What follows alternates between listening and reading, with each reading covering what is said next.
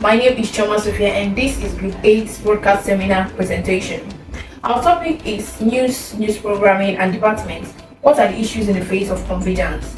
But before we dive into this topic, I'm going to tell you what convergence means. Convergence simply means when two or more things or ideas become similar or come together. Now in the media industry, convergence refers to the coming together of previously distinct media platforms, technologies and content. It is just the integration of various media platforms like the print, the broadcast, telecommunications and the internet into a single digital environment. What this just means is that different media platforms, various media platforms will become into a single digital environment. The emergence of the internet has been a very significant catalyst in the convergence of media industry. It's changed the way that media contents are produced, distributed and consumed. I'm going to give you some key aspects of media convergence. One is technological convergence. Let me read what I have here. Digital technologies have enabled the convergence of previously separate media devices into multifunctional devices. For instance, my smartphone. You can use your smartphone to read news on the web, on the internet. You can use your smartphone to listen to radio. I can use my smartphone to call someone. I just used my smartphone to read out something. This is technological convergence. Another key aspect of convergence is distribution convergence. Convergence has revolutionized the way media content is distributed. The internet has become a primary distribution channel, enabling media companies to reach global audiences directly through websites, apps, and streaming platforms, bypassing traditional distribution channels. The internet is a major distribution channel for media organizations right now. I don't think that there is a media organization that does not have a website or an app, a blog. The internet is just like where they distribute their news. Now, another aspect of media convergence is the business convergence. Convergence has led to mergers and acquisitions between media companies from different sectors, such as telecommunication companies acquiring television networks, or newspaper publishers diversifying into digital media. This integration allows companies to leverage synergies, expand their reach, and develop new revenue streams. I'll give an instance. Our DSTV, we subscribe for DSTV. We know it's a different company altogether, telecommunications company. But inside that DSTV, there are many stations, right? There is channels. Channels is a media organization on its own, but it has partnered with DSTV so that people can view their content, channels content, whenever they subscribe to DSTV. Do you get? Now, convergence has just made all these things. It has just merged all these things into a single digital environment. Now, quickly, I'll just give you a brief rundown of the significance of convergence in reshaping the news landscape. Remember, our topic is news department and news programming, the issues in the face of convergence. Now, the significance of convergence in the news landscape. One is the multimedia storytelling.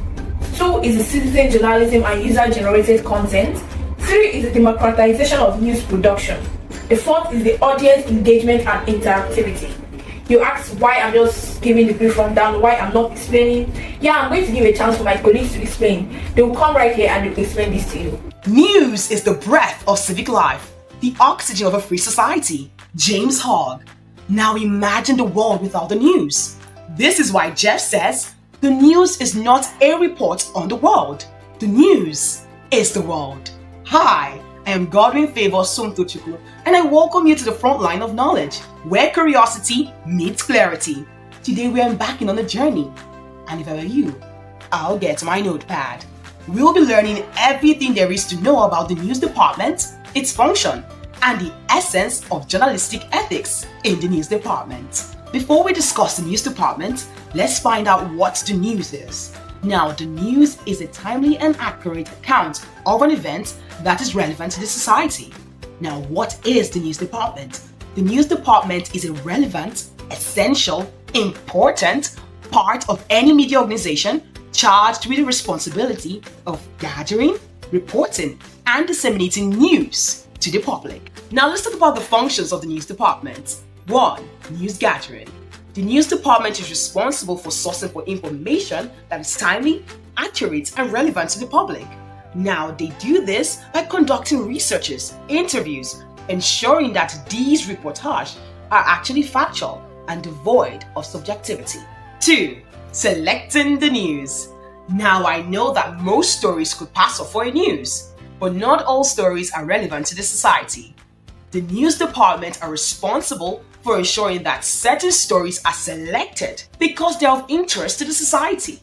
In other words, the news department determines what is the news. 3. Editing the news. The news department is responsible for ensuring that all news stories are clear, concise, and accurate, meeting the house style of the media organization, and also free from every form of litigation. 4. Disseminating the news. The news department is responsible for distributing the news through appropriate channels such as the print, broadcast, online to reach the target audience. Now I'll run through the essence of journalistic ethics in the news department. 1. Accuracy and fairness. My students, imagine living in a country where the news is filled with so much bias, subjectivity, and partiality. How would you feel? Now, this is the essence of journalistic ethics. It ensures that accuracy and fairness is observed. 2. Transparency and accountability. Now, this ensures the credibility of the news. It holds the journalist accountable to his sources, his motives, and the methods of the reportage. 3. Independence. Journalistic ethics ensures that reportage are devoid of any conflict and free from any form of external influences. Now, this ensures that reportage are objective and indeed factual. Last but not the least, respect for human beings. Journalistic ethics emphasizes the need to respect sources, subjects, colleagues, and every member of the news department. This encourages collaboration, unity, and peace. I know you've been able to learn a lot about the news department, its function, and the essence of journalistic ethics in the news department. Everyone, I'm Miriam Popper. So for today, we'll be talking about news programming. News programming refers to various types of programs that broadcast news on television and radio.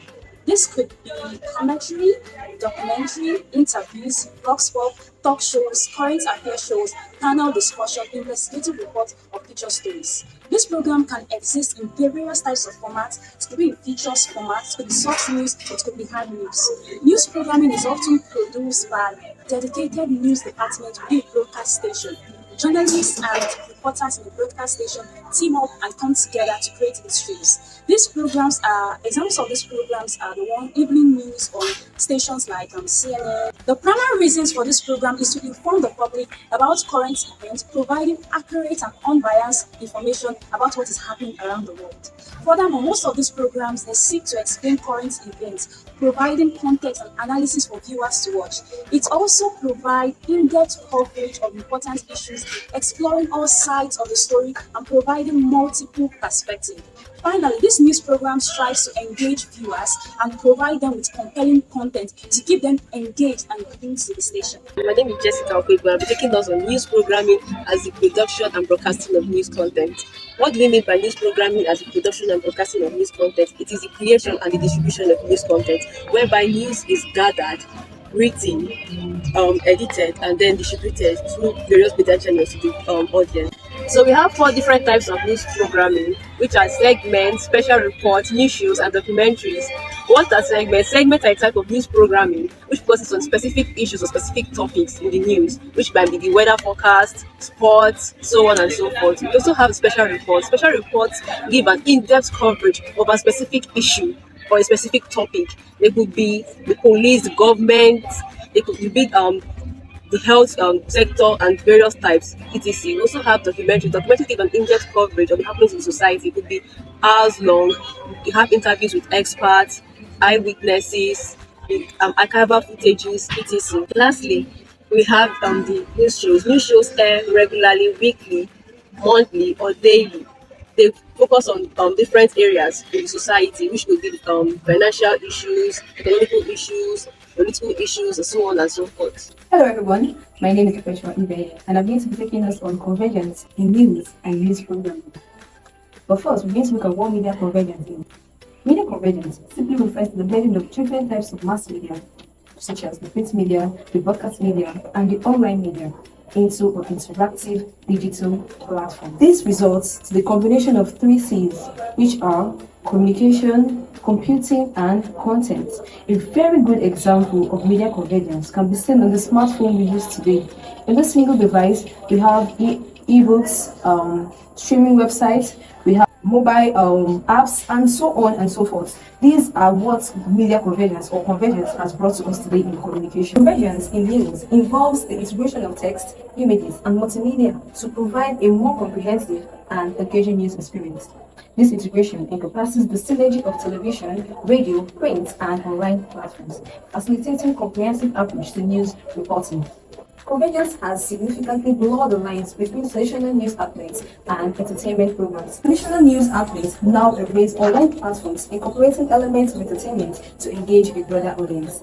Social media plays a pivotal role in convergence by serving as a shared space for news dissemination and entertainment content. The convergence phenomenon challenges the conventional distinction between news and entertainment, creating a more interconnected and dynamic landscape in news reporting and programming. I'll stop here for now. My 2 minutes will continue. Thank you. I am Onibo Ada Precious. I'll be speaking on the challenges and issues that arise due to convergence. Monopoly and concentration of media ownership. The concentration of media ownership is a major challenge arising from the convergence of media. Essentially, it means that a small number of companies own and control a large portion of media landscape. This can lead to lack of diversity in perspective and voices, and it can make it difficult for independent media to compete. The blurring of lines between journalism and entertainment is another key challenge related to media convergence. Essentially, this means that a growing overlap between news and entertainment content, and it can be difficult for viewers to distinguish between the two. This can lead to confusion about what is fact and what is fiction. It can also undermine trust in the media. Good day, my name is One Night Stephanie. I'm a member of the Group 8 Broadcast Seminar, and I'm speaking on the changing dynamics in media ownership, revenue models, and audience engagement. Media convergence fundamentally alters how content are produced, distributed, and engaged with. It compels media groups to rearrange their operations, empower audience, while seeking or demanding more literacy from them, forcing journalists to redefine their roles. With the changing dynamics in media ownership, the rise of digital outlets and user-generated content, open space for wider ownership, with the loss in local focus and rise in digital broadcasting, everyone has a platform for distribution of content. While changing dynamics of revenue model, with the rise in audience in digital broadcasting, advertising revenue for broadcast and print media declines. Now, organizations, due to the high demand and traffic in social media, prefer to use celebrity endorsement or sponsored ads to promote their products or services, causing a dearth in the revenue for broadcasting and traditional media. To summarize, the dynamics around media economics, control, and audience have changed due to digital disruption caused by convergence. There are new opportunities and structural shifts that present challenges for journalistic independence and sustainability. Good day, my name is Ejiofor Chechi Claret. The impact convergence has had on journalistic ethics. Now, journalists have several ethical codes that are guiding them, but with the rise of convergence, now these ethical codes are questioned. Now, what are these ethical codes? Now, first one is this implication of plagiarism. Now, what is plagiarism? Plagiarism is taking someone's work or content without proper accreditation. Now, with the rise of social media and videos spreading, pictures spreading, journalists take these pictures and then report on them without giving credit to the original owner, and this is a very big ethical issue because this can lead to legal actions, suing, and also others from individuals. And the second one is objectivity. Now, journalists are originally meant to be objective and report news the way it is, but now there is this pressure on individuals for journalists to air their opinion or not be objective when reporting news stories. Now, this is against journalistical codes and principles because journalists are meant to be objective. But there is a debate that is going currently if journalists should still be objective or should give their own personal opinion on news reporting and stories. The second one is the issue of privacy. Now, privacy is a very, very big issue because barging into people's privacy can cause for legal action. But with the rise of social media and then people being able to like report stories, there is a breach of privacy on individuals, especially individuals that are affected by health issues or crimes, and journalists seem to breach their privacy to be able to like report news. Now, the third one we're going to talk about is impact convergence has had on quality of news reporting. Just like journalistic practices now, on the quality of news reporting, there is this big issue of research and making proper research on news before producing it. Now, news is supposed to be free of misinformation, free of bias, free of propaganda, but there is not enough time for journalists to make this research before putting out the news in the public, and this has led to individuals feeling that they cannot trust news sources because they feel like news sources will report misinformation. And also there is this pressure to report news as fast as it can get before the citizen reports this news, and for the journalists to like take time and then work on the news report, it is going to take time and the news will become stale to the people or to the audience. Now, next we're going to talk about media literacy and critical thinking in the face of convergence. Now, what is media literacy? Media literacy is the ability to evaluate information and also understand information. Now, critical thinking is being able to analyze the information you receive and to understanding and analyzing the information you receive. Now, media literacy and critical thinking is very, very important among audiences when consuming news reporting or news stories, because it's very, very important to be able to differentiate between misinformation, malinformation, and disinformation that are spread to the public. Now, what role does media literacy and critical thinking play in the face of convergence? Now, one of the critical roles it plays is understanding between fact and opinion. It helps audience to understand information that are based on fact and information that are based on opinion. One of the major roles that media literacy and critical thinking plays is being able to make informed decisions from media news stories that we consume. Now, with stories at our fingertips and having access to various stories, it is very important to make decisions and to be able to like filter out the noise from the main information, being able to differentiate between this is based on bias, this is based on propaganda, and filter out what is right for us and then we being what's intended and we being intended audience. Thank you very much. Hello everyone, my name is Grace Chisom Kuchi, a final year student of mass communication, and I'll be giving two case studies of how convergence affects some media organizations. The first case study will be BBC. Now, BBC successfully integrated the online platform, television, and the radio platform. There are positive aspects and negative aspects that they faced. One of the positive aspects is that they were able to reach a wide audience. Now their audience boosted.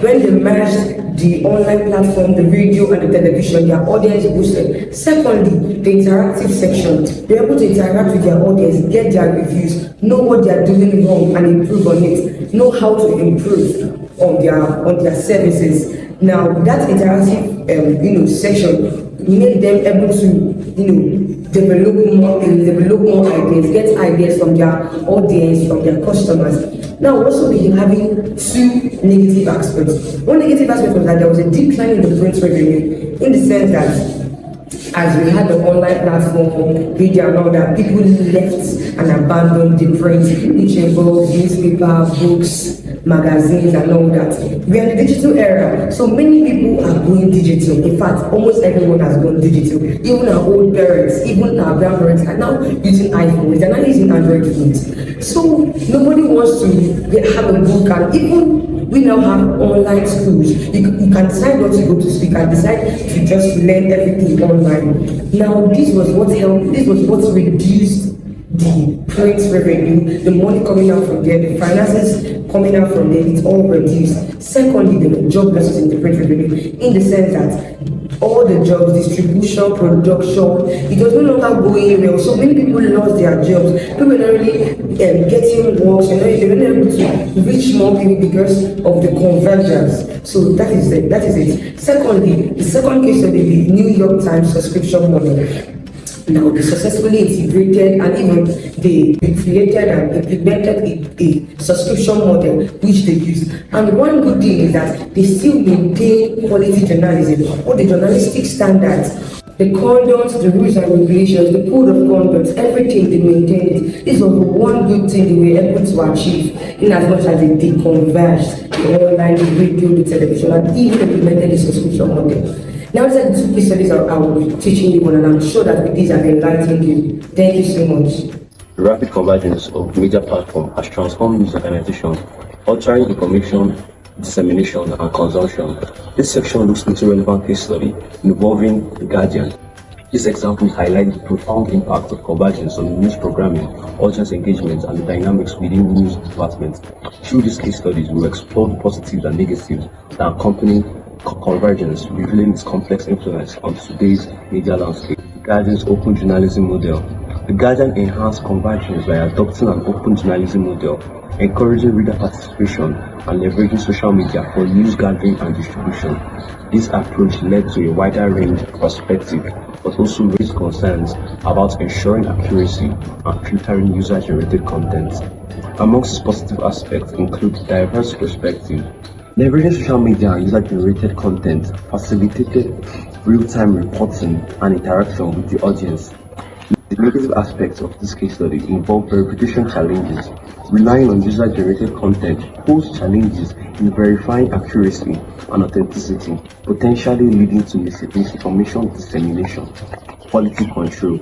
Ensuring the quality of content generated by readers while maintaining journalistic standards poses to be a balancing act. Thank you.